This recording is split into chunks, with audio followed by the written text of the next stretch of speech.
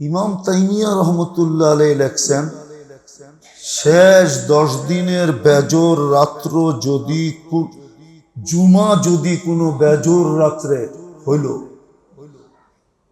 তাইলে 90% শিওর যে এই রাত্রি লাইলাতুল কদর।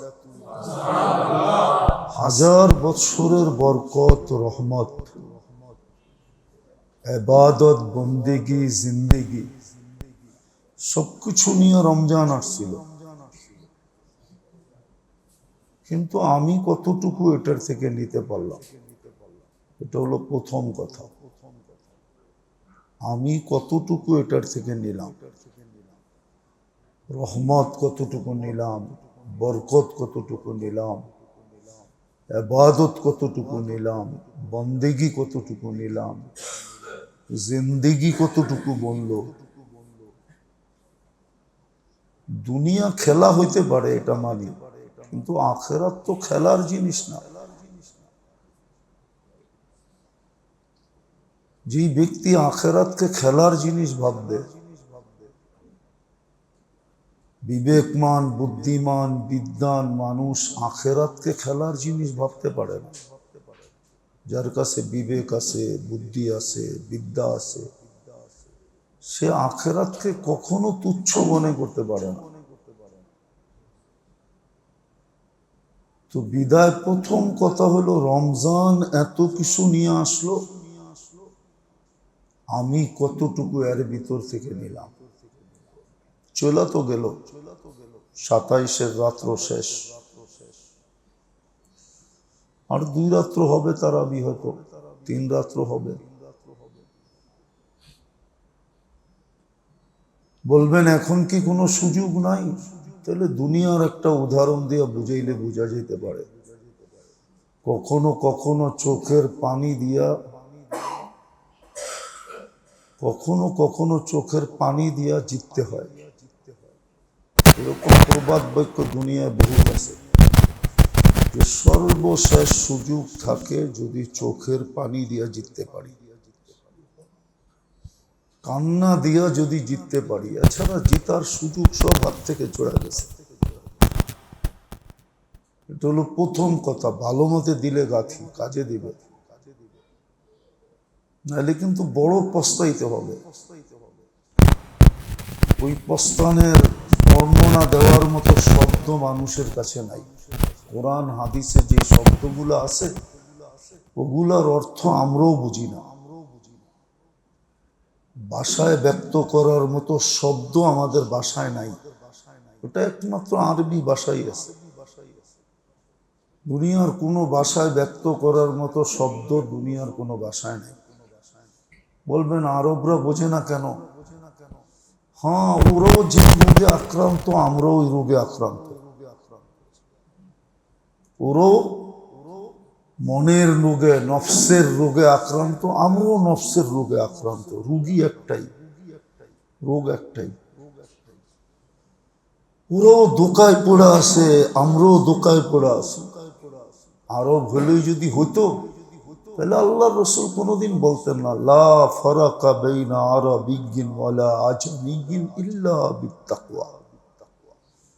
আরব আর আজমে কোনো পার্থক্য নাই আল্লাহর কাছে, ভাষায় কোনো পার্থক্য নাই আল্লাহর কাছে।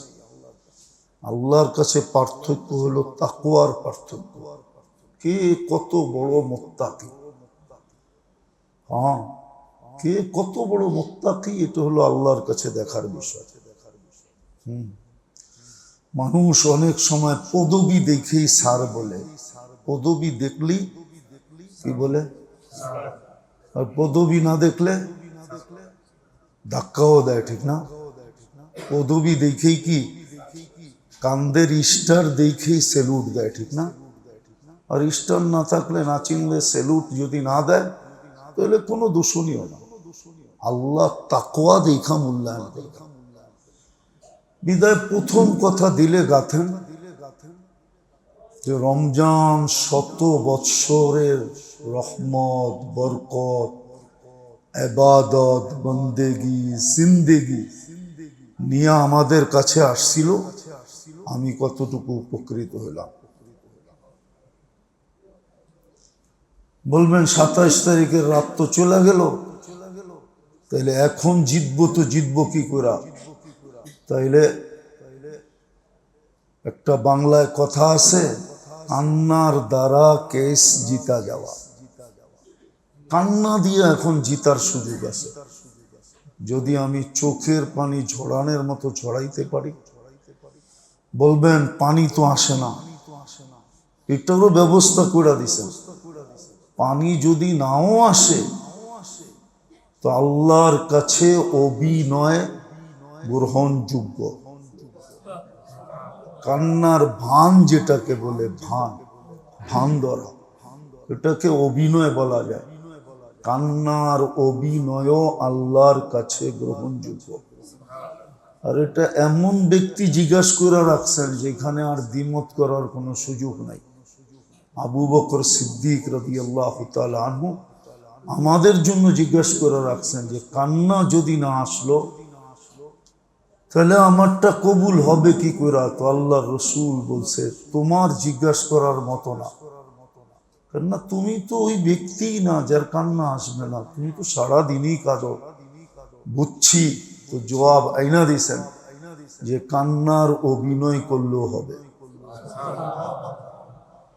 দ্বিতীয় কথা হলো আজকের রাতটা, নাম বললে হয়তো আপনারা চিনবেন না, ওলামারা চিনবে। ইমাম তাইমিয়া রহমতুল্লাহ আলাই বড় জোর দিয়া লেখছেন, শাইখুল ইসলাম যাকে বলা হতো, আরবরা যাকে এক বাক্যে মানে, আজমরা মানুক আর না মানুক, ওনার কিতাবে জোর দিয়া লেখা আছে রমজানের বেজোর রাত্র, 10 দিনের বেজোর রাত্র যদি কোনো জুমার রাত্রে পড়ে, ওই দিন লাইলাতুল কদর হওয়া 90 বেশিরভাগই সম্ভাবনা, বেশিরভাগই। আমার কথা না, ইমাম তাইমিয়াকে ওলামা চিনে, আমরা চিনি না, আপনারা চিনবেন না, আরব দুনিয়া ওনাকে চিনে। ইমাম তাইমিয়া রহমতুল্লাহ আলাইহি লেখছেন শেষ 10 দিনের বেজোর রাত্র যদি জুমা যদি কোনো বেজোর রাত্রে হইল, তাইলে 90% শিওর যে এই রাত্রি লাইলাতুল কদর। আজকে 27 তারিখের রাত্র জুমার রাত্রিতে। তৃতীয় আমি আরেকটা যোগ করতেছি, আর যদি কোরআন খতম ওই দিন হয় তাইলে তো কোনো কথাই নেই। আর আজকে সারা বাংলাদেশে কোরআন খতম হয়েছে, বুঝা গেল 3টা একসাথে মিলা গেছে, বেজর রাত্র, জুমার রাত্রি, আবার খতমে কোরআন। আর লাইলাতুল কদরের যেই কোনো ইবাদত এক রাত্র গণ্য হবে না, যেই কোনো ইবাদত লাইলাতুল কদরের কমসে কম 83 বৎসর গণ্য হবে। ওই রাত্রের নামাজ, ইবাদত, বন্দেগি, তেলাওয়াত, তাসবিহ, তাহলিল, দুরুদ, এমনকি দান, খয়রাত, সদকা,